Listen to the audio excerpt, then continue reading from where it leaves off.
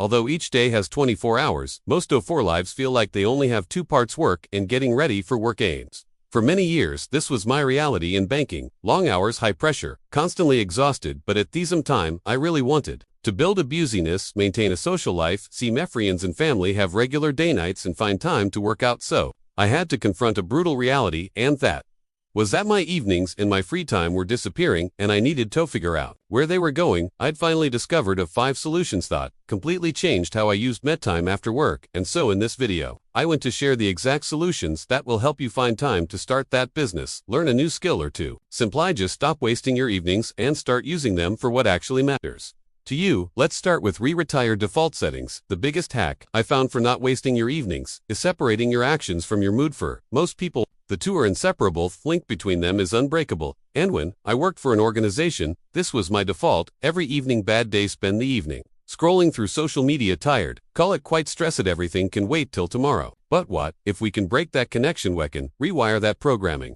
not biding our feelings, but instead by accepting our feelings and then rewriting our next line of code. Your default programming says, I'm to read the refer. I can't, but you can. Update it this code too. I'm tired and I'm going to do it. Tired anyway, or I'm tired and I'm going to do it.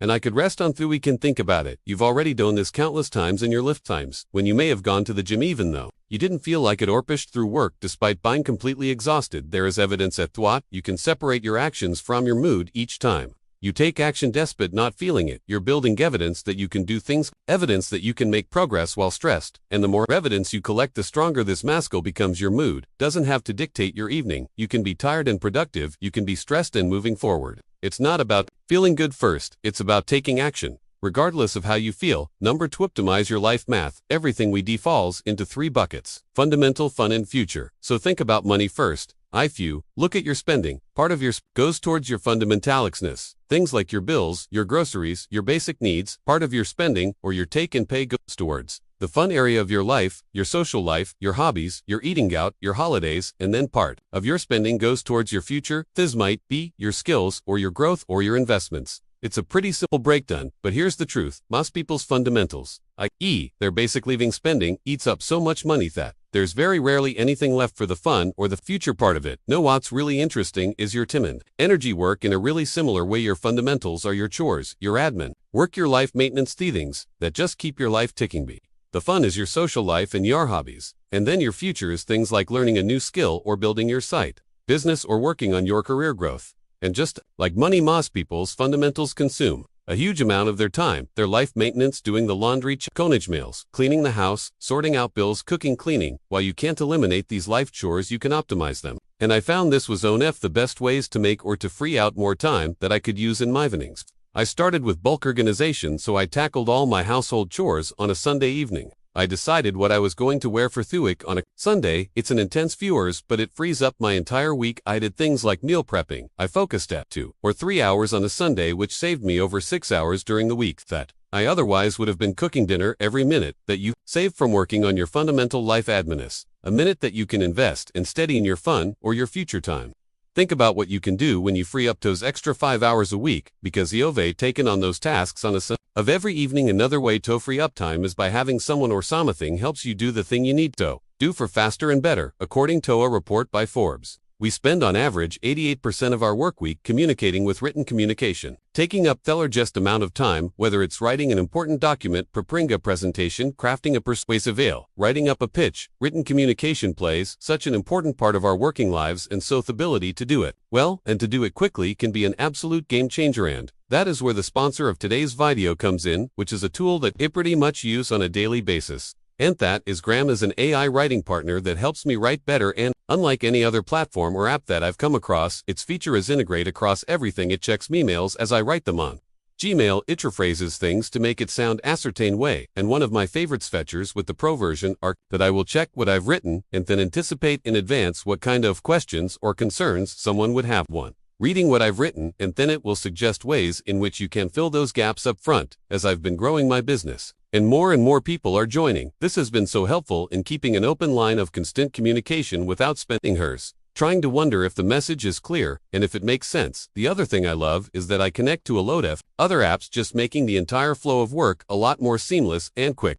I don't need to open and close tabs constantly, or find the right app to source a document with Grammarly Pro. It's all in one seamless place. If you want to check it out, head to Grammarly, Calm Nisha, that's NC Hot, and save hours each week to reallocate on the things that matter. The next point we have is Nature. First destination the moment ya walk through your door. After work can't sit on that couch, it's over, and that was me default. For so long, walk-in drops Maybag sink to the couch like it's quicksand, just 5 minutes. I'll tell myself, Anthen, 3 hours later, I'll still be there 4 episodes deep into whatever Netflix decide to pay next, and there's air search paper that actually shows how even though people think they're making choices all the time, many of us repeated behaviors are cued by everyday environments, and I realized how much of a difference this makes when one day I had booked at Pilates class at 8 o'clock p.m., and I'd finished everything I needed to do at work. I could have left at 6 o'clock p.m. But there wasn't enough time to go home and come back, so I just stayed in the office. I opened up my laptop and started working on my YouTube channel that evening. I got more done in 2 hours than I had in weeks of planning to work in it after. I got home, and that's when it clicked. Don't fight the cush magnetism, just avoid it completely. Pack your gym clothes and go straight to through workout. Take your laptop to and work on that side project you've been putting off straight after work. The key is to intercept yourself before you hit that environment that triggers your evening wasting routine. By changing where you go right after work, you change what you do with your entire evening. It's really that simple. Next way, have use your best hours. I know we're talking about how to not waste your evenings after work, but I feel like this is one of the most underrated time hacks on the list, and that is that your morning hours are actually worth so much more than your evening hours. Think about your typical evening work session. You've got your notifications popping up, your friends are maybe texting about plans, plus your brain's been making decisions all day. It's trying to run on an empty battery. Now compare that to a 6 o'clock a.m. RAC at 10 a.m. No messages, no emails come through yet, no one posting Instagram stories that you need to check. Just pure uninterrupted focus time. When I switched my side projects from evening to mornings, I got more done in 30 minutes than I did in almost 2 hours after work. We all have the same 24 hours, but not all the hours are created equal. That evening hour you spend forcing yours back to work, it might be worth just 20 minutes of fresh morning brain times. Don't just rely on not wasting your evenings. There are days where you're not going to be able to pick up or do whatever you need to do, maybe because you have other external commits. But that morning time, that is a sacred time where the world is still quiet and your mind is still fresh. You may as well utilize it. Next, we have respect your foundation. This is essentially to look after yourself. You literally will not have the energy or the motivation or the discipline to be productive after an entire 8 or 9 or 10 or 11-hour workday. If you're not looking after yourself and respecting your body and your brain by eating badly or skipping exercise or not looking after yourself, you're performing below your max. It's going to be impacting your productivity, your mood, your motivation, and I can tell you this from experience. For a good couple of years, I was barely sleeping. I was doing like 5 or 6 hours a night. I was surviving or pushing through on coffee. I was constantly feeling drained. And when you're pursuing mindful goals or activities, at the end of your day, it is so much easier to do when you're happy, and when you're healthy, and when you're well rested, and when you're energized. And what that actually means in practice, it means exercising as much as you can, learning how to eat healthy, prioritizing 7 to 9 hours of sleep, drinking more water, limiting your screen time, taking care of your mental health. It won't be obvious just how far below your peak potential you're currently operating until you start looking after yourself properly. This isn't something that I can convince you on. It's really something that you just have to trust me on and experience for yourself. So those are the things I did to stop wasting my evenings after work. If you liked this video, you might also enjoy it. This video